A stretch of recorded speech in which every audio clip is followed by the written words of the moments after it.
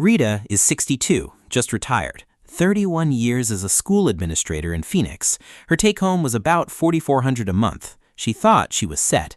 Then groceries climbed. Her Medicare premium jumped. Electric rates went up twice in 1 year. Her income stayed flat. Her bills didn't. This is the video that fixes that problem. You'll see 3 SCHD retirement income plans, one for 30 years out, one for 20, and one for 10. Each one is projected to build enough dividend income to replace a full paycheck, adjusted for the real inflation rate retirees actually face, not the number you hear on the news, the real one. And the part most people miss, the government doesn't even use the right inflation number to calculate your Social Security raise. They use one built for workers, not retirees.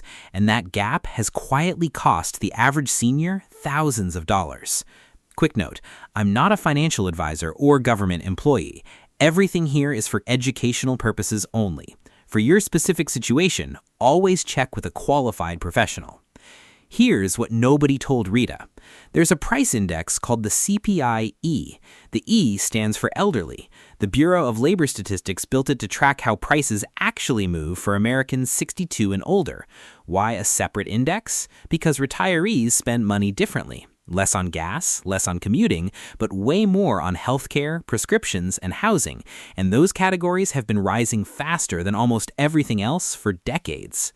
Since 1985, the standard inflation measure climbed about 197%. The elderly version, 221%. That's a 24-point gap. It sounds small in any single year, but stretched over a full retirement, it reshapes everything. Here's what that looks like in real money. Someone who retired in 2024 is projected to lose roughly $12,000 in Social Security purchasing power over 25 years, not because benefits got cut, because the government measured their cost of living with the wrong ruler. So the question isn't just how much income do you need today, it's how much will you need 10, 20, 30 years from now, when everything costs more and your Social Security check hasn't kept up. That's where SCHD comes in, but not for the reason most people think. The engine that was built for this. SCHD is an ETF, one fund that holds about 104 large American companies. You buy a single share and your money spreads across all of them. But here's what separates SCHD from every other dividend fund. It doesn't just grab the stocks with the highest yield, it runs every company through 5 quality tests before it gets in. How strong is their cash flow compared to their debt? How much profit do they return to shareholders? What's their current dividend yield? Have they grown that dividend consistently over the last 5 years?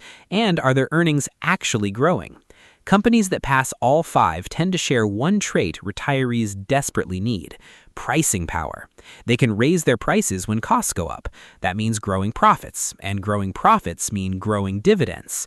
Here's the proof. When SCHD launched back in 2011, it paid about 22 cents per share a year. Today, that number is over $1.05, a nearly 5-fold increase in annual payouts. And the companies doing the paying are names you already know: United Health, Merck, Home Depot, Procter & Gamble, Coca-Cola, Pepsi, Texas Instruments.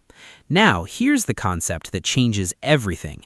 It's called yield on cost. When SCHD launched, shares were about $8.47. The starting yield was around 2.6%, nothing to write home about. But someone who bought at that price and held, their yield on cost today is 12.5%.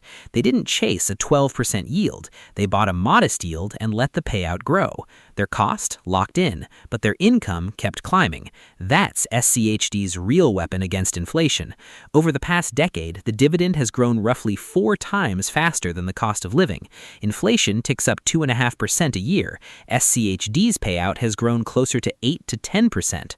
A 3% yield that grows at that rate becomes a 6% yield in about 8 years, then a 12% yield a few years after that. The longer you hold, the wider the gap between your locked-in cost and your rising income. So, the engine works, but how big a portfolio do you need and how much does it cost to build? That depends entirely on one thing: how much time you've got. Let me show you 3 roads, starting with the longest one. 3 roads to replace your paycheck. Start with the bar. The average full-time worker takes home about $4,482 a month after taxes. That's the lifestyle to replace. But that number is a today number. Prices don't sit still. Grow it by the real retiree inflation rate, and in 30 years, that same lifestyle costs roughly $9,400 a month. In 20 years, around $7,300. In 10, about $5,700. Those are the three targets. 3 different people are going to chase them. Road A, Marcus, 30 years. Marcus is 32. He lives in Charlotte and works in logistics. No pile of savings, but he has the one thing money can't buy: time. He sets aside $24 a day, about the cost of a single food delivery order. Every dividend SCHD pays, he reinvests. Those new shares pay their own dividends. The whole thing feeds itself. After 10 years, his account would sit around $157,000. After 20, it could climb past $690,000. But it's year 30 where the math bends. The portfolio is projected to reach roughly $2.65 million, paying around $10,000 a month before tax. Run that through the qualified dividend brackets, and here's what Marcus keeps. The first $15,000 is shielded by the standard deduction. The next $49,000 is taxed at 0%. Only what's left above that gets taxed, and just at 15%. After everything, Marcus is projected to keep over $9,400 a month, past the 30-year bar, all from $24 a day. Road B, Gail, 20 years. Gail is 47. Project manager in Tampa. She's been saving for years, but never had a plan for converting savings into income. She put $75,000 in on day 1 and adds $55 on top. That big starting base gives compounding something to grab onto immediately. By year 10, her account could reach about $600,000. By year 20, it's projected at roughly $2.4 million, paying around $7,700 a month before tax. After the qualified dividend math, she keeps about $7,400, past the 20-year bar. The trade is obvious. She needed $75,000 up front to buy back the decade Marcus had for free. Before I show you the last road, drop a comment right now. Which timeline fits you? 30, 20, or 10? I read every single comment. Road C, Rita, 10 years. Remember Rita from the beginning? She's done waiting. 10 years barely gives compounding room to breathe, so almost everything has to be there from the start. Rita opens with $450,000 already invested, then adds $102 a day. Within 5 years, she could cross $1 million. By year 10, the portfolio is projected to reach about $2.1 million, paying around $5,800 a month before tax. The standard deduction and the 0% bracket shield almost all of it. She keeps roughly $5,700 a month after tax, right at the 10-year bar. But that speed costs $450,000 on day 1. This road is for someone who already has savings and wants to turn them into income fast. So those are the 3 roads, 3 timelines, same destination, a paycheck you never have to work for again. But here's where most SCHD videos stop, and it's exactly where smart retirees need to pay attention, because there's a trap hiding inside these numbers that nobody warns you about. The hidden trap nobody tells you about. Here's the myth. More dividend income is always better. Here's the truth.